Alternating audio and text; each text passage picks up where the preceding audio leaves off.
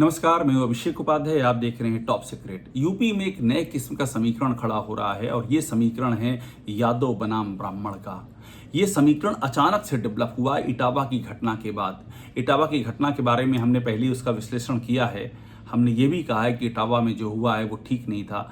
इस तरह से नहीं करना चाहिए था कि आप एक दूसरी जात का जो कथावाचक है उसके साथ में ऐसा कृत्य करें। ये कहीं से शोभा, ये किसी भी ब्राह्मणत्व की निशानी नहीं है। अगर आपको किसी बात से शिकायत थी, अगर आप फर्जी आधार कार्ड की बात कर रहे तो आप पुलिस के पास जाते, पुलिस में शिकायत करते। ऐसा नहीं करना चाहिए था ये। और दूसरी बात जो आरोप लग रहा है कि छेड़छाड़ की उस यादव कथावाचक ने, तो उस छेड़छाड़ के आरोप में फिर पुलिस को जांच करके, इसमें तो कंडीशन पुलिस को जांच करके पूरी कहानी सामने रख देनी चाहिए। अगर वो छेड़छाड़ हुई है तो उस पर भी एक्शन होना चाहिए, उसको भी कोई, उसकी भी कोई बचाव नहीं करेगा। लेकिन कम से कम इस मामले में एक निष्पक्ष जांच तो होनी ही चाहिए। अब सवाल ये है कि ये तो जांच होना, पुलिसिया कार्रवाई होना, ये एक चीज़ है। राजनीति पर क्या असर पड़ रहा है, ये बड़ी बात है। देखिए, मामला तेजी से फैल रहा है। अखिलेश यादव इसमें पहले ही उतर गए थे, तेजस्वी यादव भी उतर गए हैं। आप इसकी रीच समझिए, यहाँ से लेकर के, और ये मामला जा रहा है बिहार तक। बिहार में तेजस्वी यादव ने क्लियर कह दिया है कि हम छोड़ेंगे नहीं अगर ये बिहार में ऐसा होगा। उन्होंने ये बयान दे दिया कि ये सब ठीक है, आप यूपी में कर रहे हैं, बिहार में मत कीजिएगा। और उन्होंने ये भी सवाल उठाया कि आखिरकार यादव है तो कथावाचक नहीं हो सकता है, ये अधिकार किसने दिया, ये उन्होंने सवाल उठाया। इसके पहले अखिलेश यादव भी ये बात कह चुके थे, अगर ऐसी ही बात है तो आप पीडीए के लोगों से दक्षिणा लेना, उनका पार्टिसिपेशन मत लीजिए, उनको मत शामिल कीजिए। तो कुल मिलाकर के ये मामला अब बढ़ रहा है, ये यूपी और बिहार तक चला गया है। तो इसका रिएक्शन क्या होगा, ये एक बड़ा मसला है।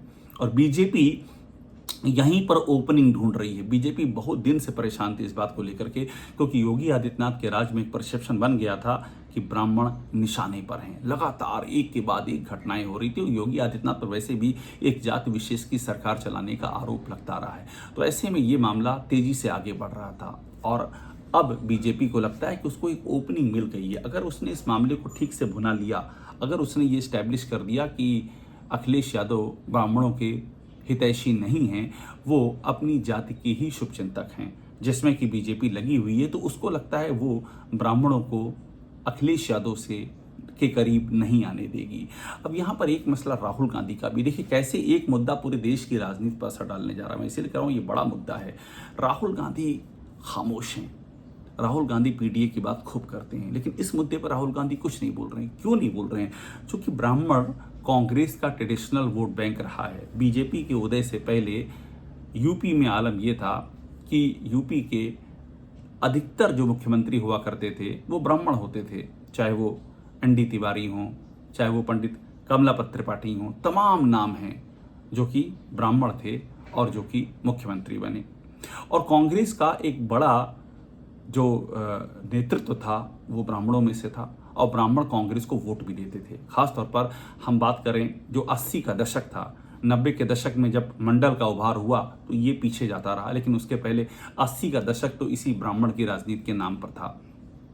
तो कांग्रेस अब भी अपनी पुरानी जड़ों की ओर लौटना चाह रही है। कांग्रेस ये चाह रही है कि उसे ब्राह्मणों का वोट मिल जाए, उसे मुसलमानों का वोट मिल जाए और उसे दलितों का वोट मिल जाए और साथ में कुछ अदर ओबीसी जातियों का वोट मिल जाए। तो उसके लिए एक बड़ा मजबूत कॉम्बिनेशन हो जाएगा। इसीलिए आप ध्यान दीजिए, इस मुद्दे पर कांग्रेस का नेता वोकल नहीं है। चाहे आप प्रदेश कांग्रेस के नेताओं की बात करें या आप बात करें दिल्ली लेवल पर भी, वो भी इतने वोकल नहीं है। दूसरी ओर बीजेपी की ओर देखिए, बीजेपी में योगी सरकार ने, योगी आदित्यनाथ ने ऐलान किया कि इस मुद्दे पर एक्शन होना चाहिए। उन्होंने कहा कि इस मुद्दे पर सारे मामले की जांच हो जाए। उन्होंने ये भी कहा ये जो छेड़छाड़ की बात सामने आई है इस पर भी एक्शन हो और इसमें तहरीर भी दे दी गई है। दोनों ओर से, एक ओर से एफआईआर हो गई है, दूसरी ओर से तहरीर दे दी गई है। योगी आदित्यनाथ ने इस मामले में जांच करने की बात कही है। तो अगर दोनों ओर से एक्शन होता है तो फिर एक और इसमें नया एंगल खड़ा होगा कि कौन किसके साथ खड़ा है, कौन किस एक्शन के साथ है। बीजेपी इसे गोल्डन अपॉर्चुनिटी मान करके चल रही है और इसकी एक बड़ी वजह यह भी है कि यूपी में ब्राह्मण 12 से 14% माने जाते हैं और वो बीजेपी के लॉयल रहे हैं। अभी योगी आदित्यनाथ की सरकार में ब्राह्मणों का मोहभंग होना शुरू हुआ है और ऐसा मोहभंग होना शुरू हुआ है कि वे समाजवादी पार्टी की ओर, ऐसा भी बात सामने आई कि समाजवादी पार्टी का रुख कर सकते हैं, चूंकि पहले भी वो बीजेपी का साथ छोड़ चुके हैं। पहले भी वो बीएसपी के साथ जा चुके हैं और बीएसपी को अपने दम पर सत्ता में लाने में उनकी बड़ी अहम भूमिका थी। ऐसे में अगर ब्राह्मण बीजेपी का साथ छोड़ते हैं तो बीजेपी के लिए बड़ा डेंट हो जाएगा। लेकिन वो समाजवादी पार्टी के साथ जाएंगे या नहीं, ये भी अभी तक एक बड़े विमर्श का विषय है कि ऐसा होगा या नहीं होगा। तो इटावा की घटना इन सब चीज़ों के बीच में एक बड़ा कारक बन चुकी है। आप ये मान लीजिए इस घटना का असर लंबे समय तक रहेगा और यहीं से, जिसे कहते हैं यूपी की राजनीति में एक बड़ा जो समीकरणों का बदलाव होता है वो यहाँ से शुरू होता हुआ दिखाई पड़ रहा है। और ये अंदर अंदर बातें चलती हैं। ये इटावा की चर्चा आप समझ लीजिए गांव गांव में हो रही है और ऐसे में बहुत ही फूंक फूंक कर कदम रखने की ज़रूरत है सारी पार्टियों को, क्योंकि एक छोटा सा, अब बीजेपी को फ़ायदा ये लग रहा है कि उसको लगता है यादव वोट नहीं देते हैं तो ब्राह्मण जो उससे छिटक सकता है उसको वो बचा लेगा। बीजेपी इस अंदेशे में है। कांग्रेस इसमें है कि वो ब्राह्मणों के बारे में इसमें शांत रहेगी तो कम से कम ब्राह्मण उनसे नाराज़ नहीं होगा, वो उनसे छिटकेगा नहीं। अखिलेश यादव ने चूंकि इस मुद्दे पर खुल करके स्टैंड ले लिया है तो अखिलेश यादव को बीजेपी अब इस घेरे में लेने की कोशिश में है कि अखिलेश यादवों की बात करते हैं और वो ब्राह्मण के विरोधी हैं। इसलिए मैं आपको कह रहा हूं कि ये मामला अब बहुत ही ज़्यादा सेंसिटिव होता जा रहा है और ये मामला समीकरणों को बदलने की ताकत रखता है। हालांकि अखिलेश यादव ने इसके तुरंत बाद एक और बड़ा कदम उठाया। उन्होंने गोरखपुर के मुद्दे पर जम करके बोला है, जहां पर उनकी पार्टी के नेता प्रतिपक्ष जो कि ब्राह्मण नेता हैं माता प्रसाद पांडे, उन पर अटैक करने की कोशिश की गई थी।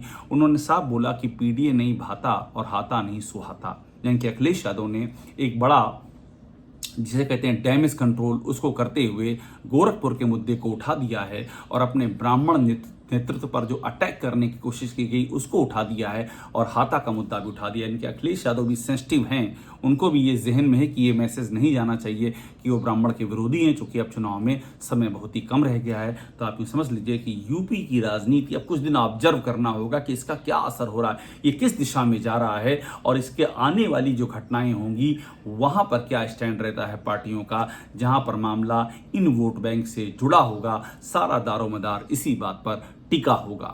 टॉप सीक्रेट को देखते रहिए, लाइक कीजिए, सब्सक्राइब जरूर कर लीजिएगा।